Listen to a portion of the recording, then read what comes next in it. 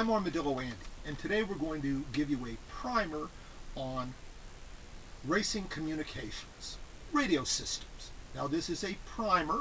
There's a lot of details that we could go into, but I want to keep this video fairly short, and if you have specific questions, you can give me a call or you can send an email, and we'll have maybe a part 2 or part 3 where we go into some of the details. So first off, let's talk about the radio system, beginning with the radios. Now there's two types of radios that you'll find in race cars. First is a mobile, and a mobile is a rectangular looking radio box that's hardwired in the car. Not too many people have mobile radios, but that's what sits in the car. The other type is a portable system, which is a handheld radio. This is what we see most people have, and one of the radios will go in a radio box in the car, and then the crew member will have a radio. And with the mobile system, the hardwired one is in the car, but the crew member will also have a portable radio. Also in radios, we have two types. We have digital and analog. Most everybody uses analog. They're a little bit less money. Quality is good, but it allows you to scan the different frequencies. So, for example, in pro racing, analog radios are almost mandatory because there's people selling scanners so that the fans can listen in. You can't listen in with a digital system unless you know the specific frequency that's being used. So, if you want privacy and you want to spend a little more money, then get a digital system. But for the most part, even the pros use analog radios. Okay, well, let's talk about what's in the system itself. So you get two radios and two chargers. That's pretty basic. Of course, the radios have batteries with them, so they need to be so you can charge the batteries. Now, for the car, one of the radios goes in the car, and the systems usually come with a small neoprene holder, but if not, you can spend a little bit of money and get a nice aluminum box which you can mount to the floor, not mandatory. So now the radio is in the car, and you have to connect the radio up.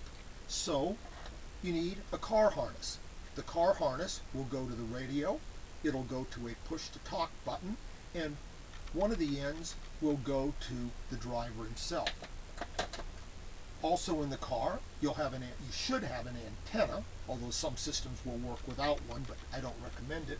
And so with the antenna, you also have a little antenna adapter which would go to your radio to the antenna cable. Here's your push-to-talk button. Of course, this is a little button that the driver pushes when he wants to talk, and he releases it, then he can listen to what the crew is telling him. That's the system for the car. Now the driver himself, well, he needs a microphone, and there's also a hookup for his earbuds or his hearing, so the microphone goes inside the helmet. Then the driver will have his little foamies that go in his ears, and this little system plugs into the microphone, and then the microphone itself, of course, plugs into the car harness. So when you get in and out of the car, you just unhook from the car harness and then you can get out. Now, the crew member has a headset. The headset has a little push-to-talk button right on one of the earpieces.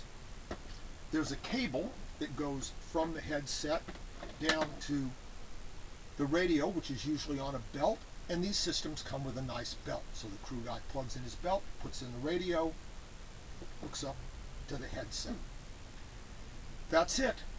That's your primer. Now, a good system will come with a little carrying case, typically an aluminum case or something nice so you can keep all your parts together. But that's all the pieces that you have in a radio system. And when we go to part 2, I'll talk about some of the specifics, the pros and cons of certain pieces, and some options. Hey, I hope you got a lot out of this today. Again, if you have specific questions, give me a call or wait till next week when we talk about, again, some specifics. Thank you very much.